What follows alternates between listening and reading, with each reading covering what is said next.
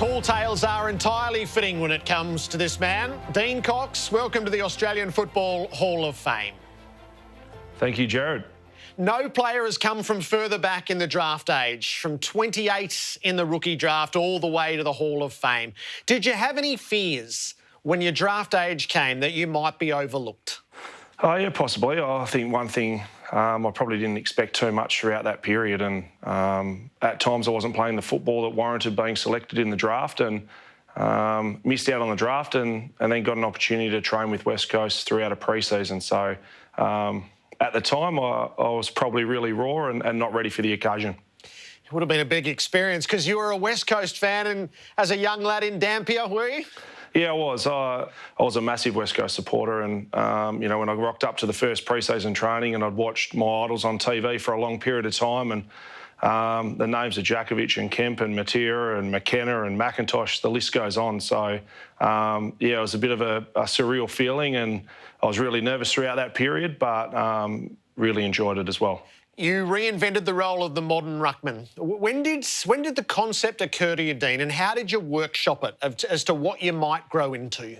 I'm not sure. I think one thing that I probably did throughout my time when I was first at West Coast, I got an opportunity with Tony McHale, one of the assistant coaches that was coaching me at East Perth, to go and watch Matthew Allen, who was playing for Carlton at the time against Fremantle, and I just had a notepad and drew an oval, and every quarter just drew where he ran. And from there, understood what, obviously after the stoppage, what's involved to compete at AFL level. He was one of the best big men going around at the time, and I tried to look at that, and as the pre-seasons progressed and my running capabilities improved, then I could try and implement that in games. And that's probably the first step, followed by, I think, the opportunity I had to, as Chris mentioned, Michael Gardner was the best big man in the competition going around then, and I had an opportunity to learn, to train, to compete, to model my game on. And, you know, Gardy did it really well, and unfortunately for him, when he got injured, I was ready for my opportunity from what I've learnt from him previously.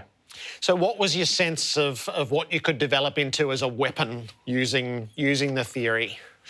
Throughout that period, I worked really hard on my endurance base. From where I come from to what I got to wasn't through luck, it was through hard work, and I was running on my days off. And from there, I realised throughout games, if I wasn't going to get an opponent at some stage, early or halfway through a quarter, later in the quarter or later in the game, I could actually do that. So the belief come from the hard work and then from, I suppose, the amount of times that I did it.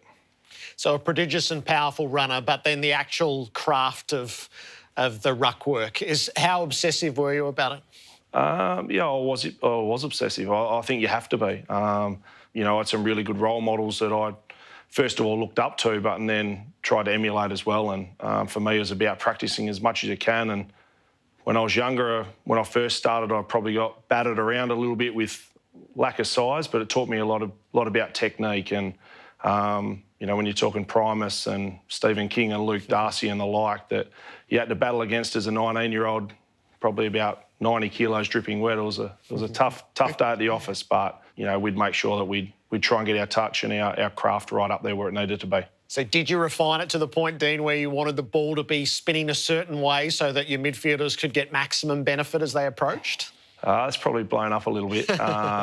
I think part of it is I wanted to make it as easy as I possibly could. If I get my hands on the ball, I wanted to make it as easy for the midfielders as I could. So, you know, the ability to try and elevate the ball and try and have as soft hands come from practice. And, you know, I think I started with Dean Irving and then had Simon Eastdale that really tried to push you really hard in that area, whether you were tapping in bins or a number of things you had to do. And my role was to try and win it and get to the small blokes, and most of the time they made me look good.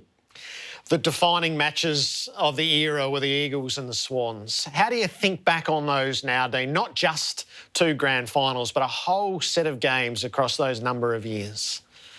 Oh, exactly right. I think from the battles that you did have, whether it was home and away, qualifying finals or grand finals, you always knew at some stage if you're in front, the other team's coming. And the huge amount of respect we had for Sydney and now being here, the same that they had for West Coast was first class, and the battles were epic the whole way through. I think it was 10 or 12 points for about 6 or 7 games. So edge of your seat stuff. Unfortunately, we would have liked to have won 2 of them on the last day in September, but 1 all was probably fitting.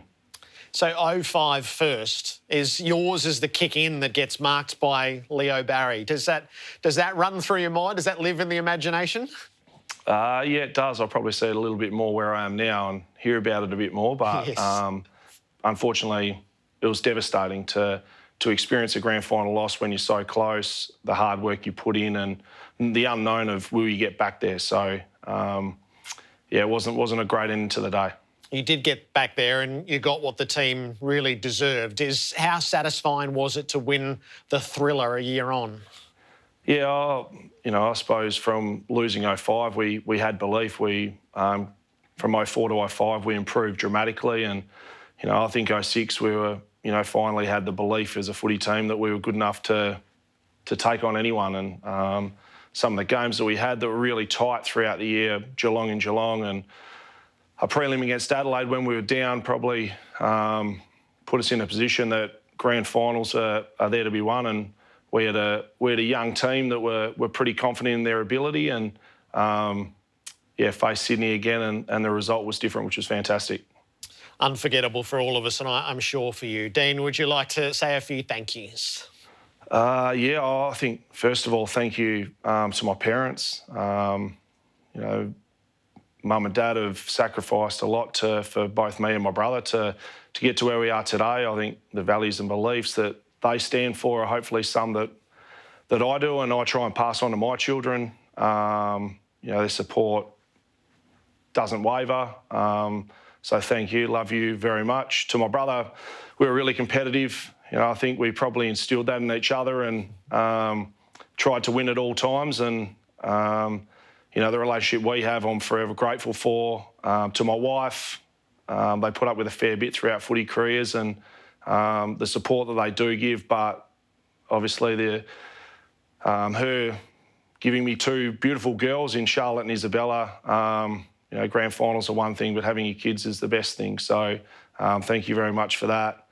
I suppose to my coaches that I've had along the way, whether it be Brendan Bell from the Dampier Sharks to Tony McHale to Ken Judge who got me there, and then John Warsold who I spent a huge amount of time with. You look up to them, they spend a lot of time together with you and they guide you as a human being. Adam Simpson I had at the end and then, as I mentioned, the specific ruck coaches and assistants along the way that have helped me develop my game and pushed and challenged me all the time to always look to improve. My teammates, I think you can't do anything without them. I love being around them day to day. I love playing alongside them. The experiences and friendships you have and hold, I still do. And I'm forever grateful for those times. The Dampier Sharks who started my love for the footy, the East Perth Football Club who gave me an opportunity to get to an AFL list, and to the West Coast Eagles. I can't thank them enough. They were a second family, to Trevor Nisbet especially, and probably Trevor Woodhouse who got me down there.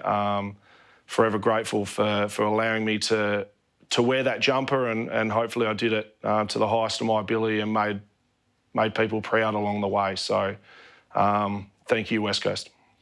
It's a great legacy that you've created, Dean. Congratulations and welcome to the Hall of Fame. Thanks very much, Gerard.